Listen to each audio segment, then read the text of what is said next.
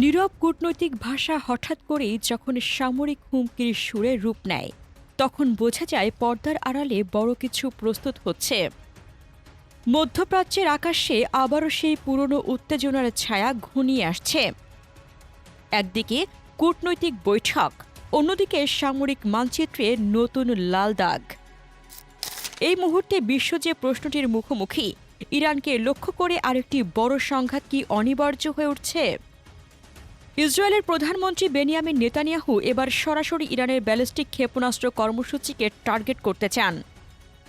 NBC নিউজের তথ্য অনুযায়ী তিনি মার্কিন প্রেসিডেন্ট ডোনাল্ড ট্রাম্পের কাছ থেকে সবুজ সংকেত আদায়ের প্রস্তুতিতে আছেন।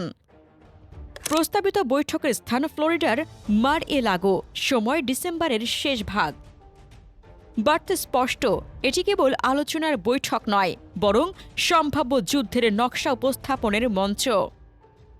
নেতানিয়াহুর যুক্তি একটাই, ইরানের ব্যালিস্টিক ক্ষেপণাস্ত্র কর্মসূচি এখন ইসরায়েলের জন্য তাৎক্ষণিক ও কৌশলগত হুমকি। ইসরায়েলি সূত্রের দাবি অনুযায়ী যদি ইরান তার ক্ষেপণাস্ত্র উৎপাদন অবকাঠামো পুনর্গঠন করতে সক্ষম হয়, তবে তারা বছরে প্রায় ৩,০০০ ব্যালিস্টিক ক্ষেপণাস্ত্র তৈরি করতে পারবে। এই সংখ্যাটি কেবল পরিসংখ্যান নয়, এটি ইসরায়েলের আকাশ প্রতিরক্ষা ব্যবস্থার জন্য একটি দুঃস্বপ্নের হিসাব। এই বাস্তবতা বোঝার জন্য ফিরে যেতে হয় জুন মাসের সেই ১২ দিনের যুদ্ধে। ব্রিটিশ দৈনিক দ্য টেলিগ্রাফ জানায়, ওই যুদ্ধে ইরানি ক্ষেপণাস্ত্র সরাসরি ইসরায়েলের ৫টি সামরিক ঘাঁটিতে আঘাত হানে।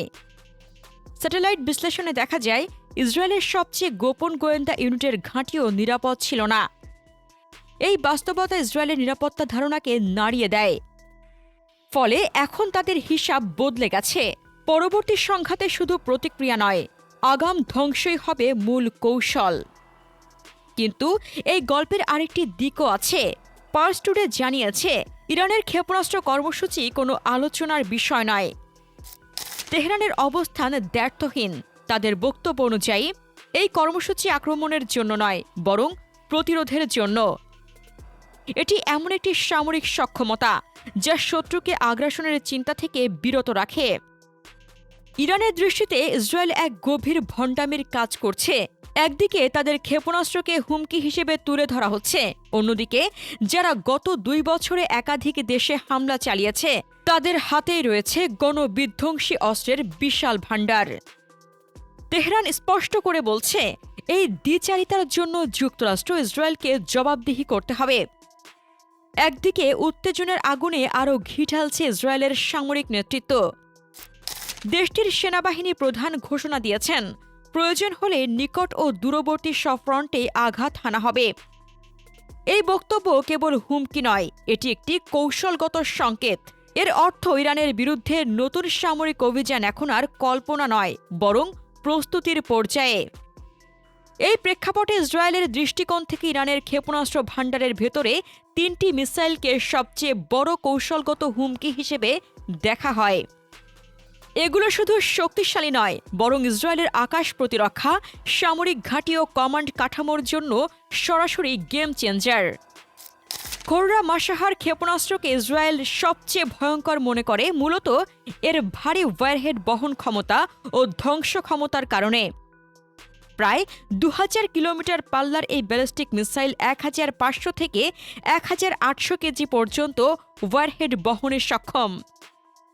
এর মানে ইসরায়েলের যে কোনো বিমান ঘাঁটি, কমান্ড সেন্টার বা কৌশলগত স্থাপনায় একটিমাত্র আঘাতেই ব্যাপক ক্ষয়ক্ষতি ঘটানো সম্ভব। সম্ভাব্য ডিকয় ও একাধিক সাব ওয়ারহেড ব্যবহারের ক্ষমতা ইসরায়েলের অ্যারো ও ডেভিড স্লিং প্রতিরক্ষা ব্যবস্থার ওপর প্রচণ্ড চাপ সৃষ্টি করে। ইসরায়েলের চোখে খোররা মাশাহার মানে এক আঘাতে বড় ক্ষতি। ফাত্তাহ এক ইসরায়েলের জন্য নতুন প্রজন্মের দুঃস্বপ্ন। এটি একটি হাইপারসনিক ব্যালিস্টিক ক্ষেপণাস্ত্র, যার গতি ম্যাক 13 থেকে 15 পর্যন্ত বলে দাবি করা হয়। এর সবচেয়ে বড় হুমকি হল ম্যানুভারেবল ওয়ারহেড, যা বুস্ট ও টার্মিনাল পর্যায়ে দিক পরিবর্তন করতে পারে। ফলে প্রচলিত ইন্টারসেপ্ট ক্যালকুলেশন কার্যত ভেঙে যায়। ইসরায়েলের বহুস্তর বিশিষ্ট আকাশ প্রতিরক্ষা ব্যবস্থা যেহেতু পূর্বানুমানযোগ্য ট্র্যাজেক্টরির উপর নির্ভরশীল, ফাত্তাহ এক সেই পুরনো ধারণাকেই অকার্যকর করে দেয়। সেজ্জিল হল ইরানের সবচেয়ে পরিণত সলিড ফুয়েল ব্যালিস্টিক ক্ষেপণাস্ত্র। তরল জ্বালানির মিসাইলের মতো দীর্ঘ প্রস্তুতির প্রয়োজন না থাকায় এটি খুব দ্রুত উৎক্ষেপণ করা যায়। এর পাল্লা প্রায় 2000 কিলোমিটার এবং উৎক্ষেপণের আগে শনাক্ত করার সময় অত্যন্ত সীমিত। ইসরায়েলের দৃষ্টিতে এটি সবচেয়ে বিপজ্জনক দিক। প্রিএম্পটিভ স্ট্রাইক দিয়ে সেজ্জিল ধ্বংস করা কঠিন। সংকটের মুহূর্তে এই ক্ষেপণাস্ত্র ইরানকে তাৎক্ষণিক প্রতিশোধমূলক আঘাতের সক্ষমতা দেয়। ইসরায়েল যদি আবার হামলা চালায় তাহলে ইরান এর আগের চেয়ে আরও বড়, আরও বিস্তৃত ও আরও পরিকল্পিত হামলায় যাবে। এমনটাই ইঙ্গিত দেয় তেহরানের সামরিক ভাষা ও প্রস্তুতি। এবার প্রতিক্রিয়া শুধু প্রতীকী হবে না, লক্ষ্য থাকবে ইসরায়েলের আকাশ প্রতিরক্ষা ব্যবস্থাকে স্যাচুরেট করা, অর্থাৎ একসঙ্গে বিপুল সংখ্যক ব্যালিস্টিক মিসাইল, প্রিসিশন ড্রোন ও স্ট্যান্ড অফ অস্ত্র ব্যবহার করে প্রতিরক্ষা ভেদ করা।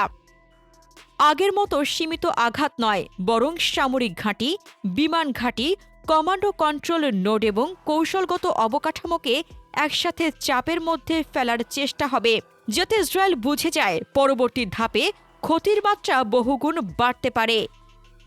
ইরানের মূল বার্তা হবে, পরিষ্কার আগ্রাসনের জবাব এবার শুধু দেওয়া হবে না, বরং এমনভাবে দেওয়া হবে যাতে ভবিষ্যতে হামলার সিদ্ধান্ত নেওয়ার আগে ইসরায়েলকে বহুবার হিসেব করতে হয়। সব মিলিয়ে পরিস্থিতি এমন এক জায়গায় পৌঁছেছে যেখানে ভুল হিসেবের সুযোগ আর নেই। ইসরায়েল যদি আবার হামলার পথ বেছে নেয় তাহলে ইরান আর আগের মতো সীমিত প্রতিক্রিয়ায় থামবে না, বরং আরও বড়, আরও গভীর ও আরও কৌশলগত জবাব দিতে প্রস্তুত থাকবে। এই বাস্তবতা ইসরায়েলের জন্য স্পষ্ট বার্তা বহন করে, সংঘাত যত বাড়বে খরচ তত বহুগুণে বাড়বে। প্রিয় দর্শক, ইসরায়েল ইরানের এই উত্তেজনা শেষ পর্যন্ত কূটনৈতিক সমাধানে গিয়ে থামবে নাকি একটি বড় যুদ্ধ অনিবার্য হয়ে উঠছে? আপনার মতামত কমেন্টে জানান। মধ্যপ্রাচ্য নিয়ে আরও জানতে আমাদের চ্যানেলটির ভিডিও ট্যাব থেকে ঘুরে আসুন। এই ভিডিওটি ভালো লাগলে লাইক বাটনে ক্লিক করুন।